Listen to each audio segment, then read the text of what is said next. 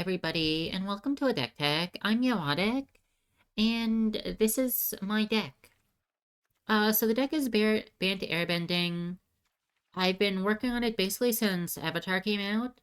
I have 83 matches with the deck right now, for a total of 70 wins and only 13 losses. It's taken me up to rank 3, so I'd like to just show you what it can do, essentially. Um, at the basic level, it is a full committal, very fast combo deck. You have limited interaction with a total of 7 airbending cards. But really what you want to be doing is playing your 16 mana dorks, getting out as fast as possible, and then just utilizing the dex combo, which is Dock Aurlock, discounting your spells from exile or the graveyard by 2, and then any of your airbending cards. Because when you airbend a permanent, it costs exactly 2. So with Dock, it costs 0.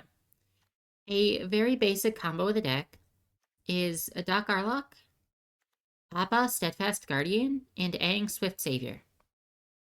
This allows you to endlessly recast both Appa and Aang, and every time you cast Aang while Appa is in play, you get a 1/1 ally. So this allows you to make infinite 1/1 allies. And an important note, which I've seen some people mess this up on ladder, you can use Airbender Ascension instead of Aang Swift Savior. Appa can airbend any non-land permanents, not just creatures, so the combo totally works if you have Airbender Ascension instead. A quick variation of the combo is if you have Appa Dock and either 2 Airbender Ascensions, 2 Aangs, or 1 of each, you can also airbend your opponent's entire board by playing both of them, and then playing Appa and airbending both of them at the same time. Once you've done this, you'll use one of the airbends on Appa to put him back in exile, and the other on your opponent's card. So, those are the basic combo lines, which you will be looking for pretty much every game. Past that, I'll go over the rest of the deck first. So you have 16 mana dorks, 4 Gene Pollinator. Very important because of how bad Bant mana is. We only have 1 Shockland, so we're forced to use Gene Pollinator to make the mana the double white for Appa, or potentially the double blue for Quantum Riddler. Then we have Llanowar Elves, very good card.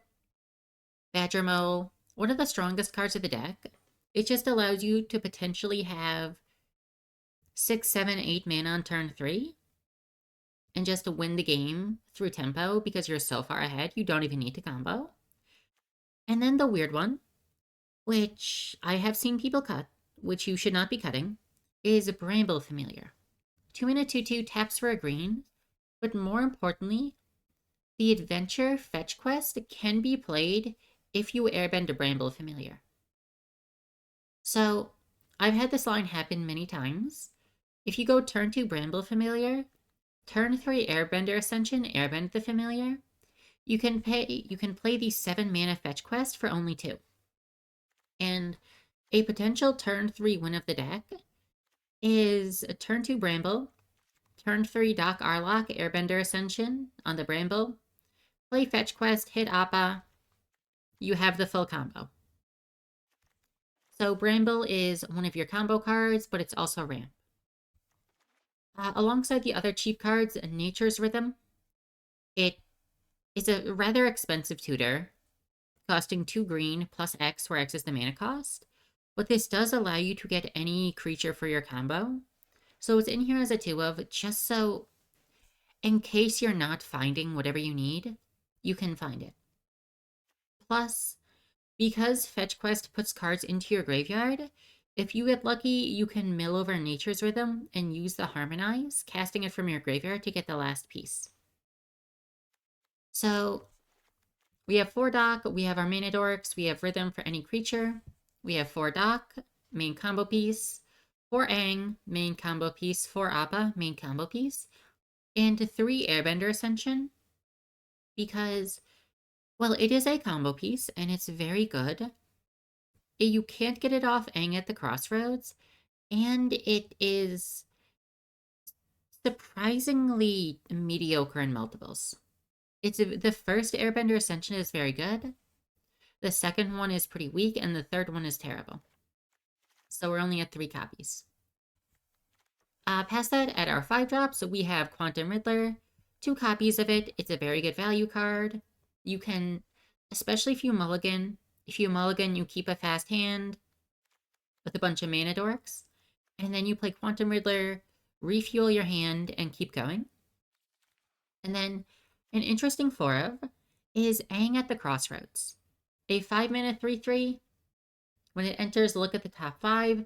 You can put any creature card with mana value 4 or less into play, and the rest on the bottom.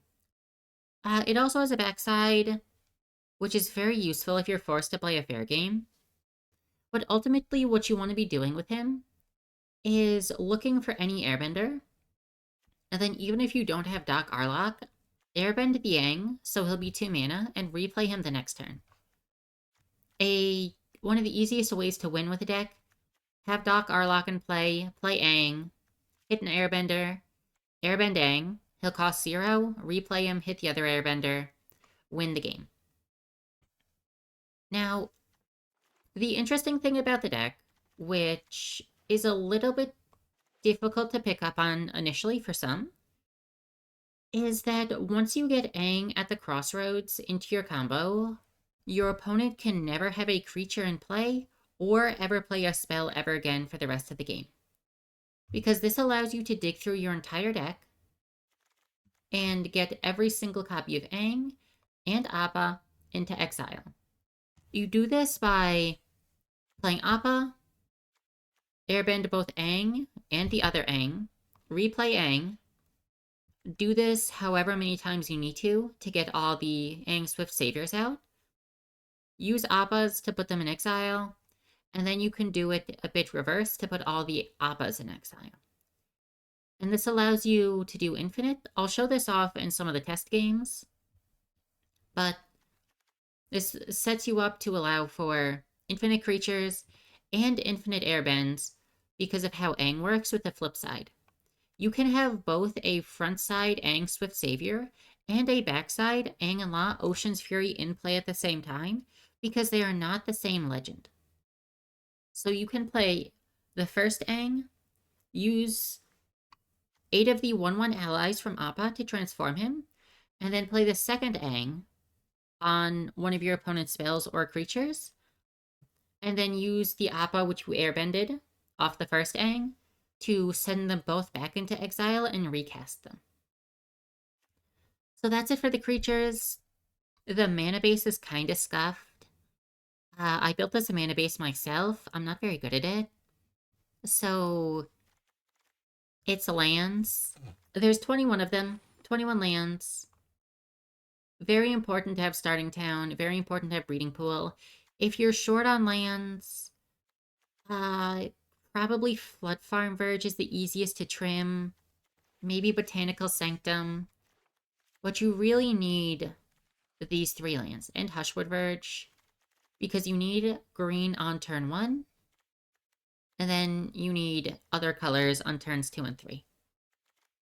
So that's it for the main board.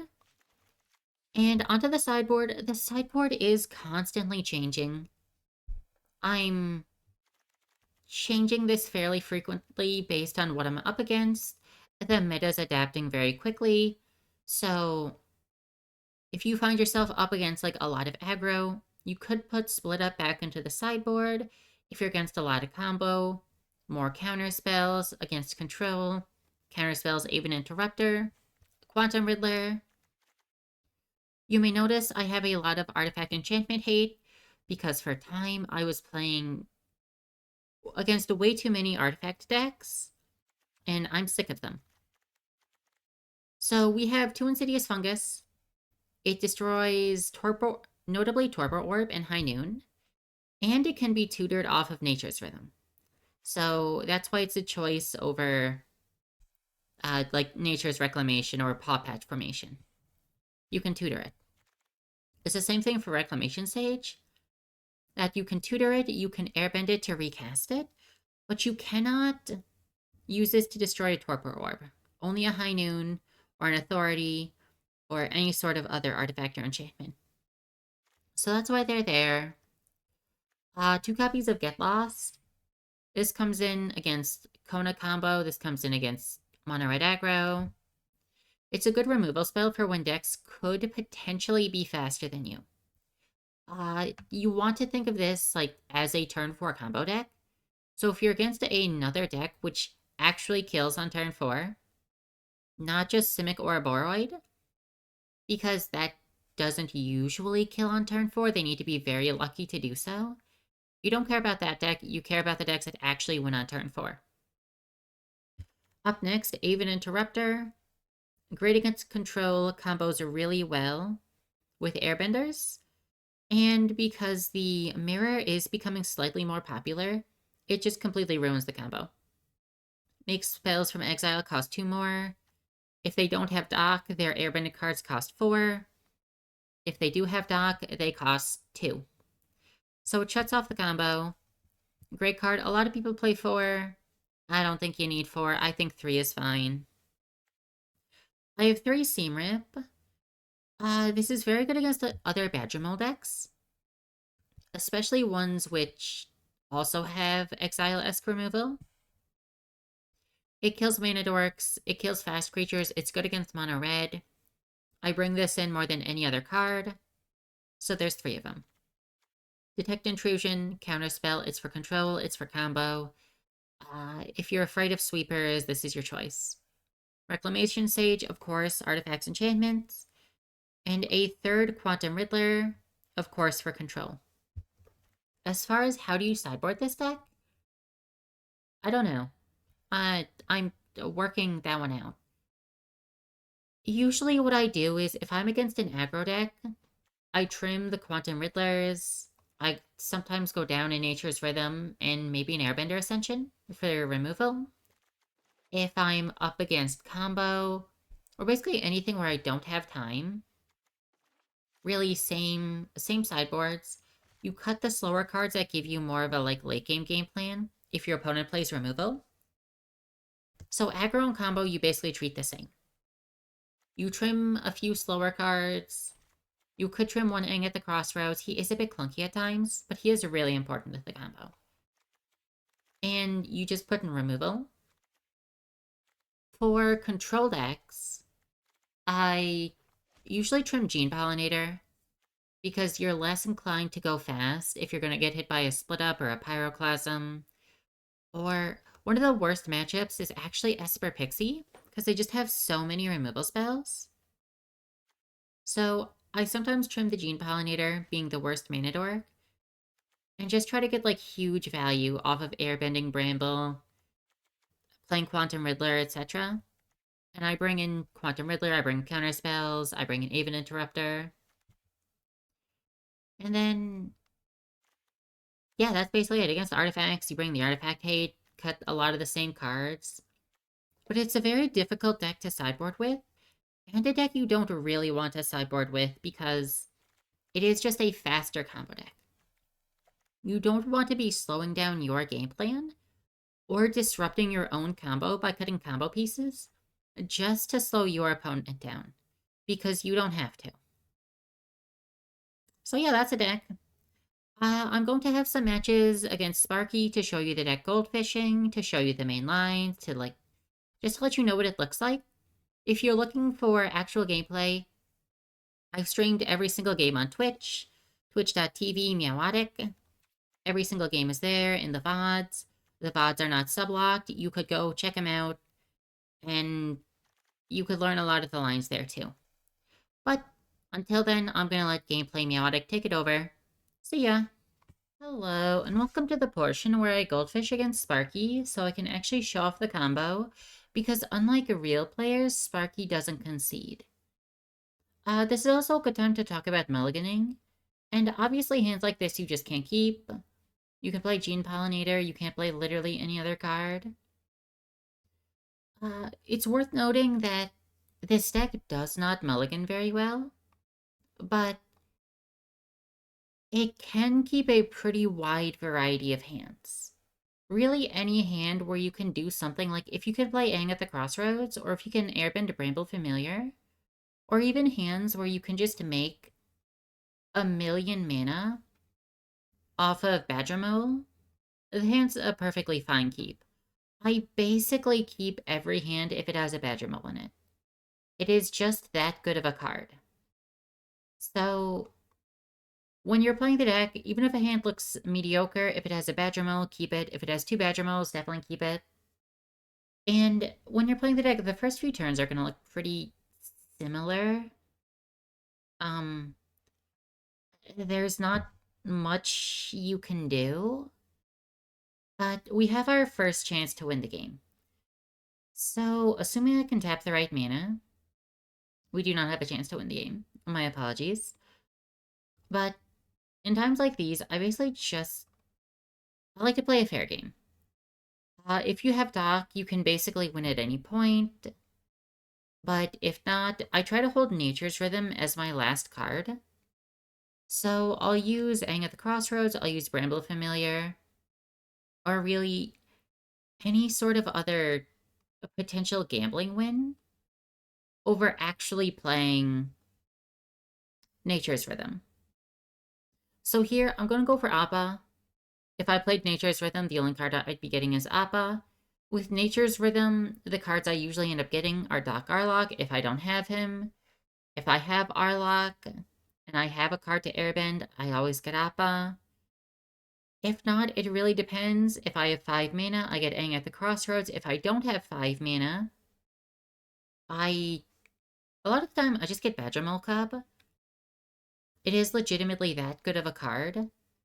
So we didn't hit the first one, but I'm going to take Badgermole Cub because it gives me mana and it potentially builds up to winning the game. If there was any sort of airbender, I would take that.